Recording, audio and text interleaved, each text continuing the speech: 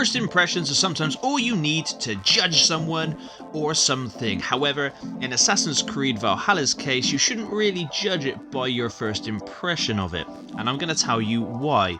But first of all, thank you very much for clicking on my video. Please consider subscribing for more gaming content, and once I hit 1,000 subscribers, I'll be doing a big ass giveaway that I will reveal soon. It's going to be really awesome, and I can't wait to give back to everyone that's been supporting me. So to make sure that you get in for winning, just subscribe please, and like the video if you like the video, or dislike the video if you dislike the video. But with that out of the way, let's get on with it. Assassin's Creed's overhaul with Origins was very much needed in my opinion. I do like the original games and have played and beaten nearly all of them, but they were getting samey and stale towards the end. I think a lot of games eventually, the formula needs shaking up, like the Legend of Zelda series with Breath of the Wild, and Pokemon sorely needs a shake-up. But the new RPG style of Assassin's Creed, however, is right up my alley. I platinumed Origins on the PlayStation 4 and I'm a good chunk through Odyssey. But being the Viking fan I am, I mean hell, I've probably got Viking DNA in me somewhere being English, I was psyched to learn of Valhalla. All the reviews have been 9s and above, so when I got my copy on launch, no review codes for me unfortunately. I gotta get it like the rest of everybody else, which is absolutely fine. I am one of the people. But I was shocked to see how damn buggy the game is. But, I mean, first the positives. Valhalla's story is a lot more focused than Odyssey, and a lot better voice acted. The main characters are also really interesting, and the cutscenes are engaging. Some of the facial animations on some of the characters are pretty wank, but Ivor's, the main dude, or dudette, depending on which sex you choose, is brilliant.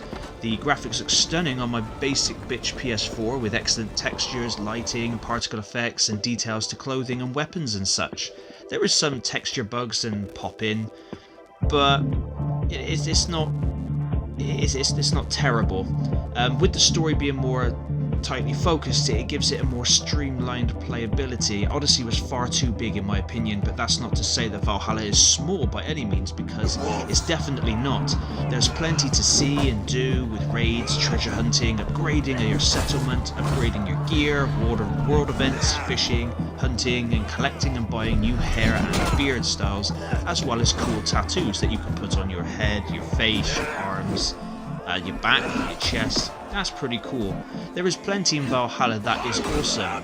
However, on the negative side, the game has more bugs than LV426. Major sound glitches, combat is clunky and needs sorting ASAP, and the enemy and animal AI is thick as shit.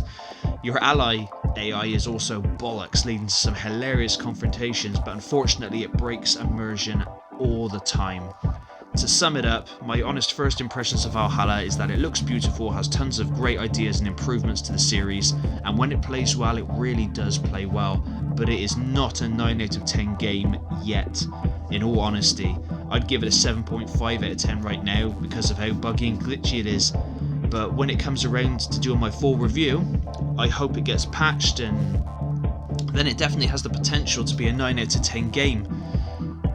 It's a shame really, because like when Ghost of Tsushima was launched, that game was obviously just wowed me from the start. I had no real major issues with the game whatsoever, and Ubisoft is a bigger company and they've released this game, and it's just an absolute shame they've released it in a worrying state.